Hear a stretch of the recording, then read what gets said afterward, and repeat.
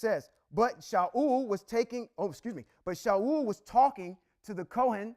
The uproar in the camp of the Philistine continued and kept getting louder. Shaul said to Kohen, put your hand down. Why does he tell him that?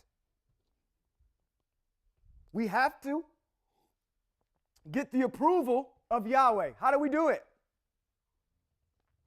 The priest has two things in his breastplate called the Urim and the Thummim. Yes or no? So he's getting ready to raise his hand to go ahead and reach in here to say, Yahweh, do we go to battle? Should we go or not? Consult with Yahweh first. What does King Shaul say? Boy, if you don't put your hand down, the fight is going on over here. He's making mistakes out of haste and not observing the mitzvot. It says, Shaul and the entire force with him assembled and went to battle. Wrong. Already off track already. What was supposed to happen? There's a protocol. Hey, any of y'all afraid? Get out. Anybody who, matter of fact, if you would have been there already, we probably would have vetted all that out already, but we haven't blessed them yet. We haven't even asked Yahweh yet, but we're just going to go and attack. It says, but they found the Philistine all fighting each other in utter confusion. Who's doing the fighting over there? Yahweh's doing the fighting. Said the Ibrahim from the surrounding countryside, who had previously been with the Philistine and had gone up with them into the camp, deserted and went over to Israel with Shaul and Jehonatan. These are these people that were either slaves or these were individuals that had defected and said, we don't want to do. Matter of fact, these were the folks that said the laws of the Most High are weak and ineffective, and they didn't accomplish and bring us to the goal, so we're going to go worship some other gods. Those are those Hebrews. Returning back to the fight, or returning back to Shaul.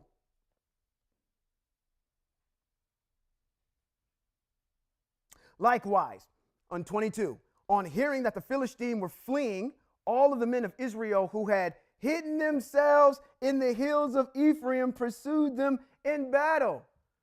We see this come up. What did I draw your attention to earlier? I said that was influenced by the Most High. They got afraid, but it ended up the Most High using it at the end. They hid in cisterns and all these different places, and when the Philistine army is leaving, these guys are coming out to ambush them, to finish them off. There's a reason why that was put in there, okay? Now, it says, likewise, on hearing that the Philistines were fleeing, all the men of Israel who had hidden themselves in the hills of Ephraim pursued them in battle. So Yahweh saved Israel that day. Who saved Israel that day? Yahweh. So who didn't save Israel that day? Shemuel didn't do it. Shemuel definitely didn't do it. It says, the text here says, so Yahweh saved Israel that day, and the battle spread as far as Bet Aven.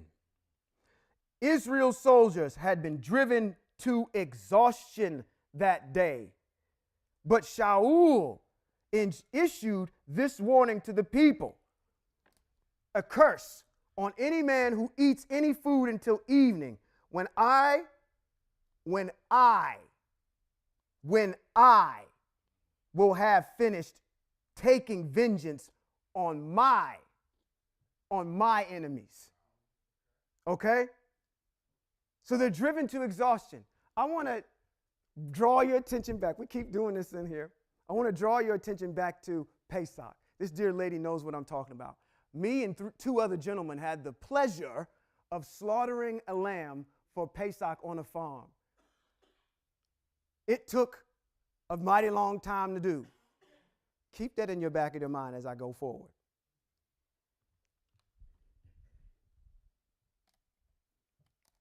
Keep that in your mind. We're going to get there real quick, right now. We're going to go there right now. So, none of the people even tasted food. So he made an oath with the Most High to say, if anybody of these folk that are under my for lack of eloquence, jurisdiction that I'm over, my sovereignty is over, eats anything, a curse will be put upon them. So none of the people even tasted food. Now the people came to the forest where there was honeycomb on the ground. When the people had entered the forest, they saw there the honeycomb with, but no one put his hand to his mouth because the people feared the what? The oath. But Jehonatan hadn't heard his father charging the people with the oath. Oaths are big deals. So he put out the end of his staff in his hand, dipped it in the honeycomb, and raised it to his mouth, whereupon his eyes lit up. I want to give you a different translation of what that is. In the Hebrew Masoretic text, I tried to look up what in the world his eyes lit up meant, and it doesn't really mean eyes. It means his countenance lit up. That means that if you're out there and you're fasting all day long, and there's a reason why I brought up this issue of slaughtering this particular animal, because it was tiring. It was work. And you're fighting thousands and thousands of men. We're exhausted. Okay? All right? And because we're exhausted now, nobody's been able to eat. So Jehonatan doesn't know about this oath. He dips his staff and his eyes light up. So his countenance, he gets revived because he's had a little bit of blood. His blood sugar's been spiked. Okay?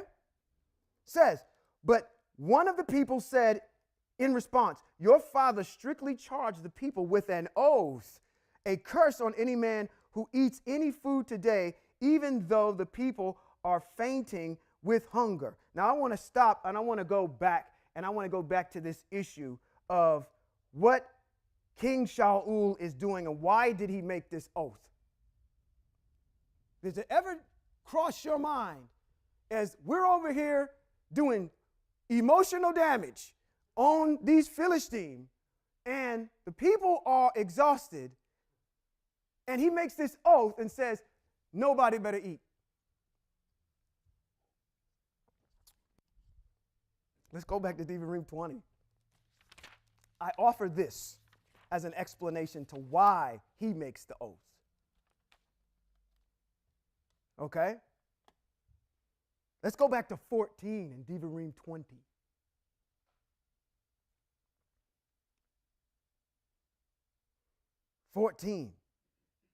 Because this is going to come up in a chapter coming up. He's going to use this excuse.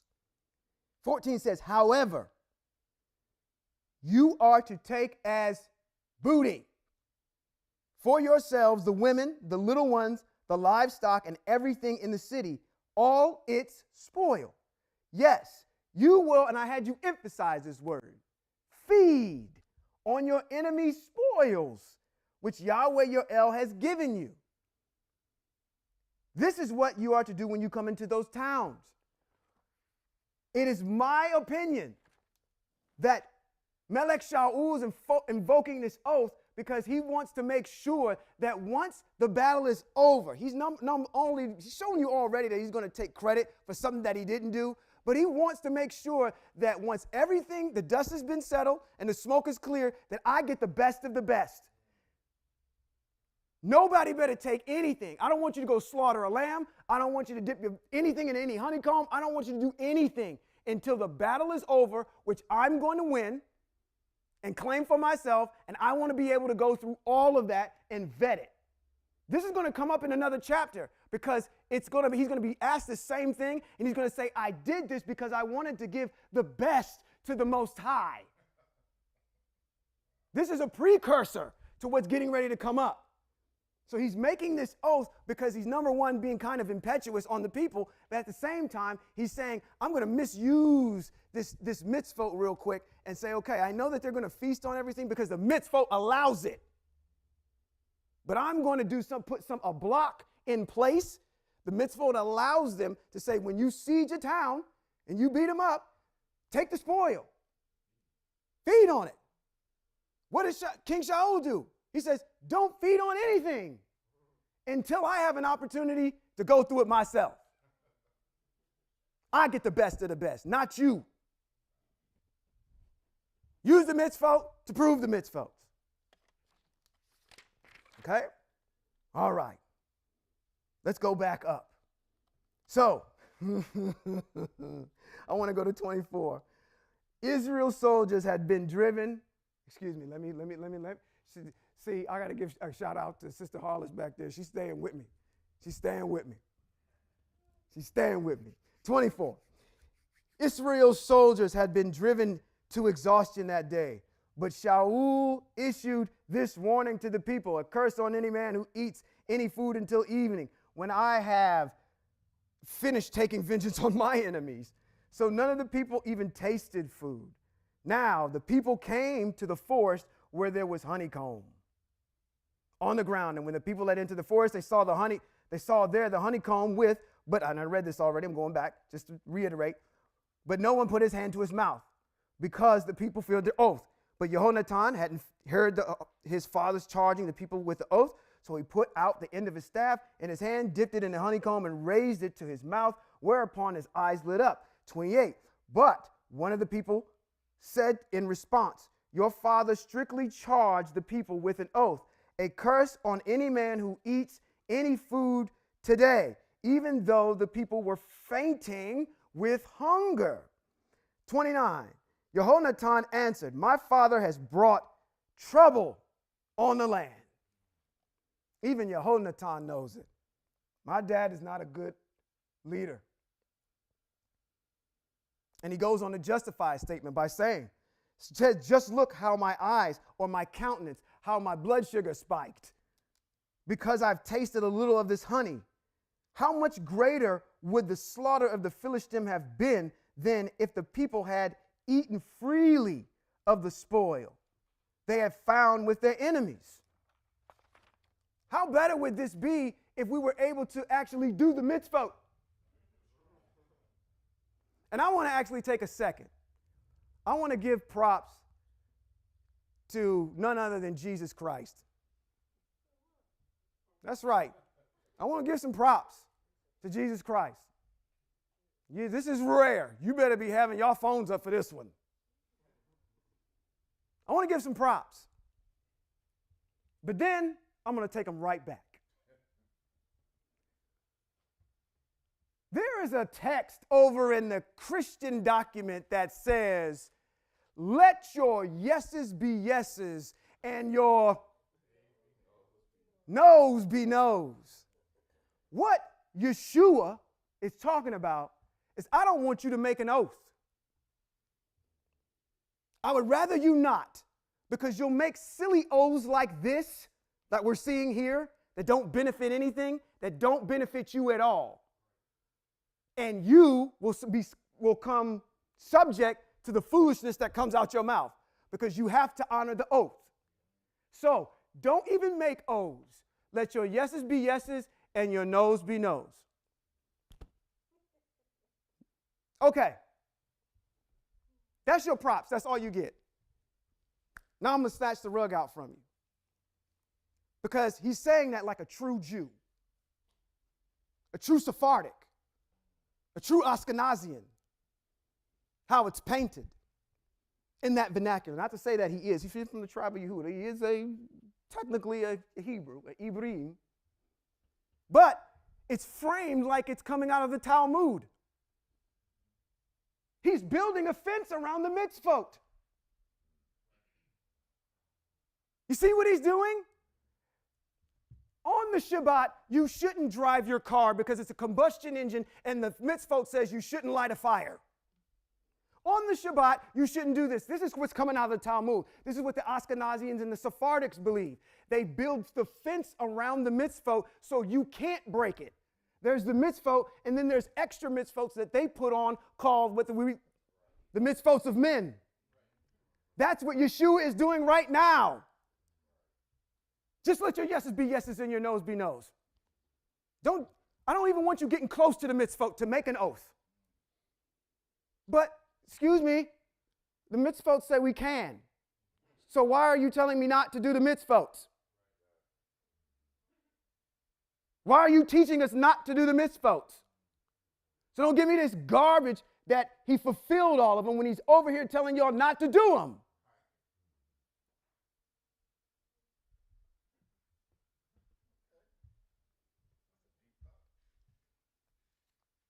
And because that was so hot, like Dylon fire, I'm going to have to finish this up next week. If I'm permitted to. Oh, we're almost home with this. We got to go slow. We got to go slow and get it.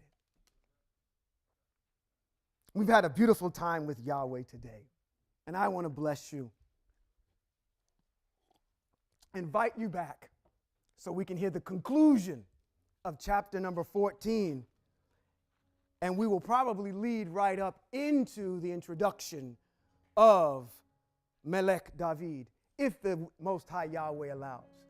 Yivarekaka, Yahweh v'yishmareka, Yair Yahweh panav eleka v'huneka, Yisa Yahweh panav eleka v'yasam leka. Shalom. Which just simply means to all of you Ibrahim, you Ibir, you people that are descendants of the Most High, may Yahweh bless you and keep you. May Yahweh make his face to shine on you and show you his favor. May Yahweh lift up his face towards you and give you peace and shalom. Yahweh's exiled empire. We'll see you next week. Thank you.